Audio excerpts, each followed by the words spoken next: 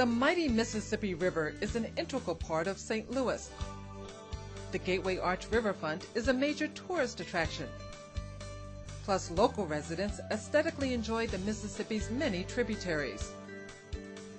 But in St. Louis City and County, water pollution from many sources is threatening our waterways. That's why the Metropolitan St. Louis Sewer District, better known as MSD, has begun its Clean Rivers Healthy Communities program. This multi-billion-dollar initiative has three goals: to reduce sewage, involve more citizens in the district's pollution and wastewater management efforts, and support environmentally friendly practices. This will be one of the largest public works projects in the region, 8 times bigger than the Highway 40 construction that's going on right now. What will be different is that we'll be building these programs over multiple decades instead of doing it all at once over a few-year period. If you find it hard to believe that such an investment in sewers is necessary, it's probably because you don't often see nor think about them. But underneath our homes and businesses operates the 4th largest wastewater system in the nation, about the same size system as Los Angeles, California's, even though that city's population is 3 times larger. Our treatment plants handle 330 million gallons of sewage a day. That's equivalent to filling up the Edward Jones Dome twice. MSD maintains 3 types of sewers: a separate stormwater system, a separate sanitary sewer system, and a combined sewer system that handles both stormwater runoff and sanitary sewage. It is the combined sewers and their overflows that are particularly challenging. Here's why. Built starting in the mid-1800s, combined sewers are the oldest sewers in our system. When built long before the district's inception, these sewers were considered state-of-the-art, carrying both sanitary waste and stormwater in one pipe to a nearby river or stream. This reduced neighborhood flooding, but the water was untreated. By the mid-1900s, cities such as St. Louis started connecting treatment plants to their combined sewers to treat or clean the sewage before returning it to the environment. On dry days, MSD treats combined sanitary waste and stormwater from area homes and businesses at its wastewater treatment plants. But that's not always true when there's heavy rain or snowfall, particularly when you consider that 1 inch of rain generates 1 billion gallons of water. Our sewer system's limited capacity sometimes makes it impossible to treat all of the combined stormwater and sewage. To avoid flooding your streets and homes with this untreated water, it instead is discharged into local waterways. These discharges are known as combined sewer overflows. It's similar to your toilet overflowing. It can be unhealthy, smelly, and a challenge to clean up. This pipe near the Macklin Pump Station in South St. Louis is MSD's single largest combined sewer overflow. Notice the rush of the water and the debris. The water is from heavy rains the night before. The debris is from people who improperly dispose of trash and other waste. Sewer overflows look and smell bad. There are also various types of diseases you could possibly get from sewage. Bacteria and viruses such as hepatitis, cholera, dysentery, gastroenteritis, and some more common ailments such as swimmer's ear. So there are a lot of health risks related to untreated sewage contact. MSD has been addressing sewer overflows for many years.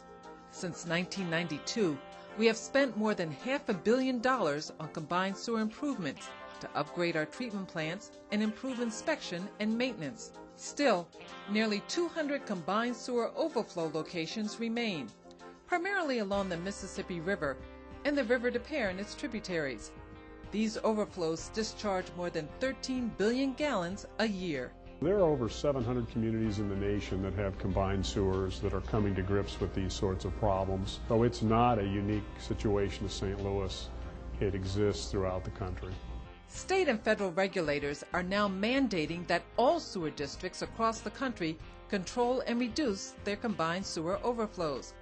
Thus, MSD is developing a long-term control plan, a blueprint for how we as a community will resolve this issue. To help develop the plan, MSD has formed a stakeholder advisory group consisting of municipal, business, civic, environmental, and community leaders. The group has been learning about the problem of combined sewer overflows by observing firsthand. I've been involved in natural resources management and public health prevention for over 30 years and know firsthand the kinds of outbreaks and illnesses that can result from untreated sewage. And it's a situation we don't want to see here in the region, and we don't want to live again like we did in previous years with typhoid fever and cholera outbreaks. Some improvement ideas already being considered are expanding our treatment plant capacity, increasing our storage and pipe capacity, and where possible, separating combined sewers. We are also exploring green practices, such as replacing impervious surfaces. These are surfaces that do not easily drain water. While we can reduce combined sewer overflows, we cannot eliminate all of them.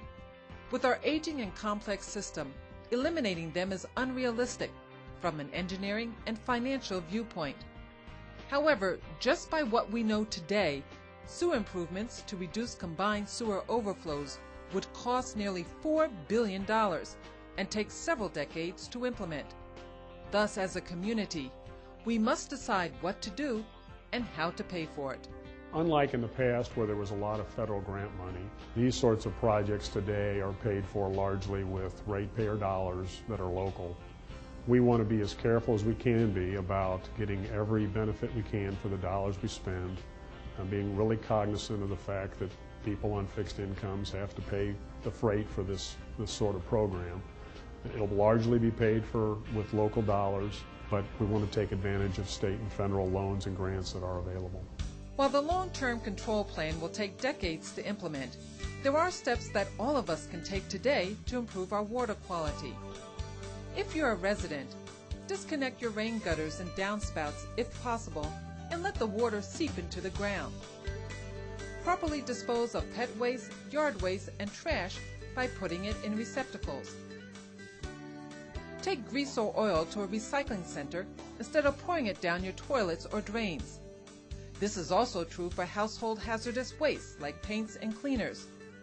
Just remember, if you won't drink it, don't flush it or dump it. We know that a lot of the pollution is caused by just people at homes and what they do around their home and how they maintain their home. And it not only helps the environment, it helps keep their home safe. Like residents, business owners can recycle and properly dispose of waste, pick up litter, and wherever they have blacktop, put in porous pavers. Municipalities can also help. Officials can monitor any pollution coming from their operations, educate their residents, and use planning and zoning tools that promote green practices and development. Municipalities can support programs that encourage low-impact development. Even in built-out environments like the city of St. Louis, there are programs that can slow down the water from getting to the sewers so that the water doesn't get there while we're having a rain event. Another way to become part of the solution is to get involved in the planning process for reducing combined sewer overflows. MSD will host public open houses. Attend these meetings and give your input. You can also invite a Clean Rivers representative to speak at your neighborhood or organizational meeting. To learn more or to get more information about upcoming public meetings, visit our website at www.cleanriversstl.com. Together, we can protect our waterways for generations to come. The bottom line is that we're all going to benefit from being in a more healthy environment, and to the degree that the environment is healthy, we have better health ourselves. So we're talking longevity and happiness and just having a good life. You know, breathing clean air and drinking good water.